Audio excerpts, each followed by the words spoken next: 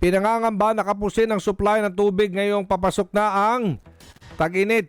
Matinding tag-init na.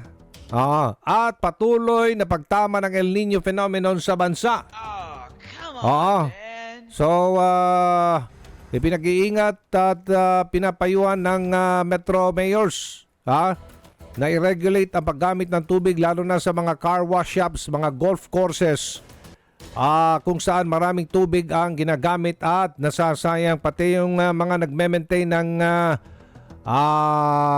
swimming pool. Mahirap ang tubig ngayon. Okay, nasa linya ng ating telepono si Metro Manila Council Chairman at San Juan City Mayor Francis Zamora. Mayor Zamora, magandang umaga. This is Aljo Bendio, Mayor. Sa ngalan po ni Kong Erwin Tulfo, live na tayo sa PTV at Radyo Pilipinas sa programang Punto Asintado Reload. Yes, magandang umaga also at batamat pala ho dyan si Kong Erwin ay binabati pa siya ng isang magandang umaga at sa lahat po ng nanonood at nakikinig kanina ng programa. Opo, pakipaliwanag po itong yung pong naiisip na ito, kautusan na ba ito? Resolusyon na ito na panawagan na rin sa lahat ng mga kababayan natin lalo na sa Metro Manila na magtipid ng tubig. Opo. Ito po ang amin na pag-usapan. Una-una, siguro bago lang ako paliwanag dito sa possible regulations, nais kong banggitin na pinag-usapan ho namin ng pagpupulong ng Metro Manila Council ang pag-set up ng mga rainwater catchment areas sa ating mga lungsod. Anong ibig sabihin nito? Opo. Simple lang, no? Sasaluhin natin ng tubig ulan kaysa ito ay tumaloy lamang sa mga kanal at mga drainage. We will reuse and recycle rainwater for secondary purposes. Kaya hinihikayat natin ang mga lokal na pamahalaan sa ating mga local government offices, halimbawa sa mga city hall, mga barangay hall, mga public schools. Ganon din po no, sa ating mga private homes, yung mga tahanan ng ating mga mamamayan. No? Na mag-set up tayo ng ating mga rainwater catchment system. Ibig sabihin, pag umuulan ho, halimbawa, no, pag tumama yung tubig ulan sa ating puso, ay maganda na ito dumaloy sa mga alulod papunta sa mga tubo na patungo sa mga drum kung saan natin ito iimbakin panandalian. I would like to emphasize na panandalian at gamitin agad-agad sa pagdilig ng mga halaman, panglinis ng mga banyo, pag-flush ng mga toilet, kaysa dumaloy lamang ang tubig sa mga kanal at drain kung saan masasayang naman ito sapagkat pwede natin gamitin yan for secondary purposes. Ngayon, pagdating naman po sa regulation ng tubig, pinag-usapan po namin na each local government unit can pass their own ordinances in terms of regulation. Bakit po? No? Binanggit po ninyo yung mga golf courses, yung mga swimming pools. Halimbawa sa San Juan, wala naman po kasi kaming golf course. Maliit lang po aming resort. Wala kaming golf course. Wala naman po kaming mga malalaking hotel o mga resort kung saan may mga swimming pool. So, hindi ho namin kailangan ng ganong klaseng ordinansa.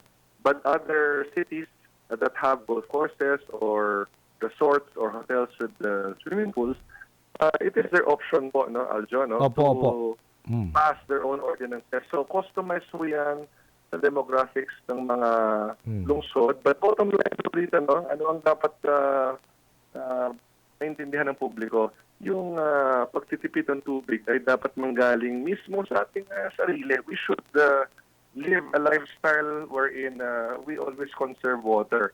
Hindi lamang ang gobyerno ang dapat magtipid. Aljo, dapat tayo bilang mga responsable, mga mamamayan ng ating bansa, yung paggamit natin ng tubig sa ating mga tahanan, ay yun lamang kinakailangan natin. No? Magtipid tayo, makakabawas din to sa ating mga bayarin sa tubig.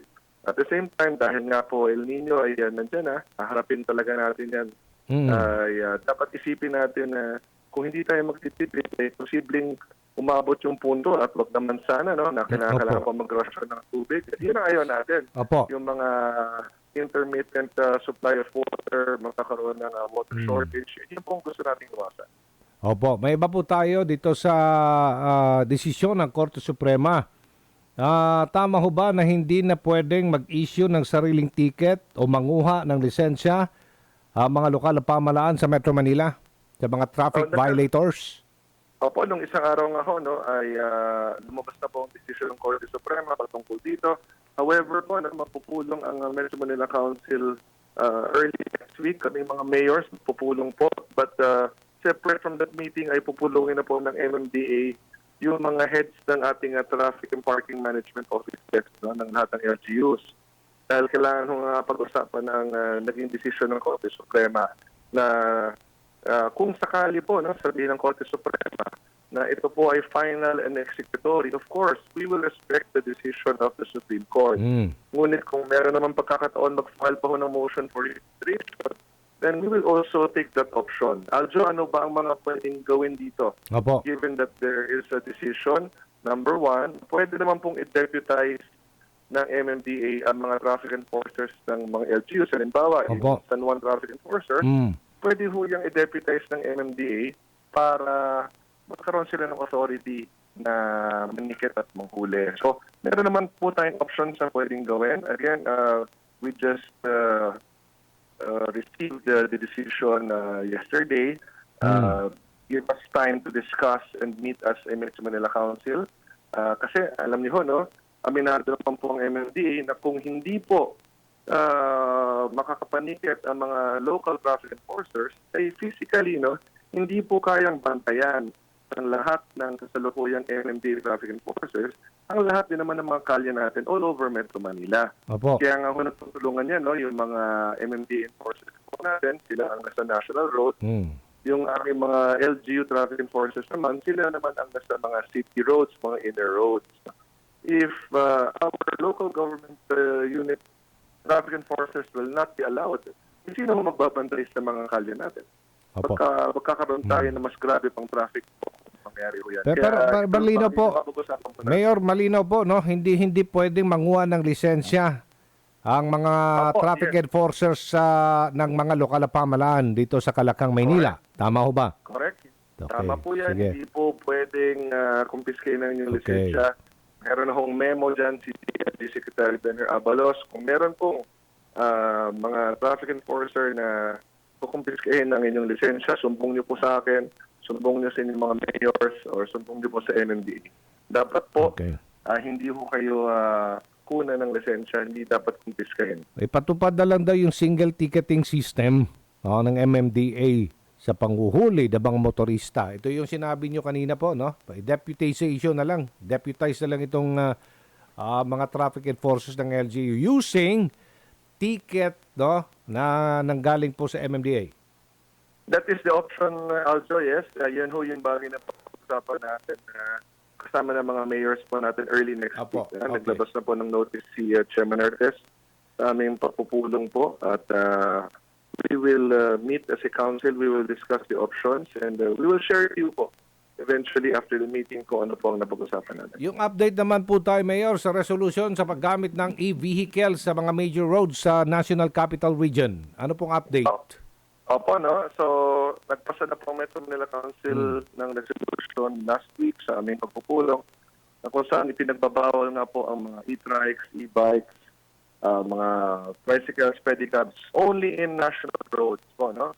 Gusto kong linawin, only national roads. Ngayon, yung mga e-trikes at e-bikes na ito ay papayagan namang LGUs dun sa mga inner roads. But the LGUs will have to determine anong mga kalye ito. Ang mahalagang maintindihan po ng publiko ay ito ay ginagawa para sa kaligtasan ng ating mga mamamayan sapagkat marami tayong nakita mga videos kung saan mga menor de edad nag-drive ng e-trike, sakay nila menor de edad din at nandito pa sila sa ating mga major thoroughfares. Na talagang delikado po yan, wala silang mga lisensya. Obviously, they did not go to the LTO to apply for a license because they are underage. No? So anong naging training nila sa pagmamaneho ng ganito mga sasakyan? Kung magkaroon ng aksidente, may masaktan, may mamatay, tsaka pa tayo magturuan. Na? So mas mabuting siguraduhin natin yung mga ganito sasakyan wala sa mga national roads. Then the LGUs can determine which among the streets in their cities will be safe for these kinds of vehicles. Opo, so depende po yan sa mga LGUs, no? Halimbawa na lang kung nandun na sila sa mga maliliit na kalsada na mga syudad, meron namang mga ordinansa, iba-iba ho yun. Tama ho ba? Iba-iba ordinansa ito eh. Diyan papasok, Aljo, yung aware na lang tayo dito. Local autonomy natin, no? So the mayors will determine alin ba sa mga kalye halimbawa no, sa San Juan, Mm. alin bang mga kalye na ligtas para sa mga e-trikes at e-bikes na tao. Pero sa San Juan po, talagang pwede namang dumaan ng mga e-bikes yan sa mga inner streets ninyo. Yes, Local roads. wala naman hong problema. Yes, hindi lang ho talaga pwede dun sa mga national roads National or roads. the bigger roads man natin. Yes. At Mm. so, depende na po yan, Aljo, no, sa mga mayors. The mayors of the different cities will be in the best position to determine saan ho Sa San Juan po, dapat may lisensya. Ang mga nagmamaneho ng mga e-bikes na ito, e-trike, dyan sa San Juan. Yung LTO po, no, sakto nung Lunes na pumunta sila to brief us. Opo. Pumunta sila to explain anong mga sasakyan, no, anong mga electric vehicles, no, yung mga e-trikes, Opo. ang required na merong lisensya, required na merong rehistro. So we're reconciling all of this data at ang binanggit kong anong pagpupulong namin, maganda talaga na ang policies po ng LTO, ng FMTA at ng 17 LGU sa Metro Manila, kailangan standardized po yan. Consistent, Kailangan ika nga. parehas po yan, Consistent LTO. Opo, yes. opo, Because opo.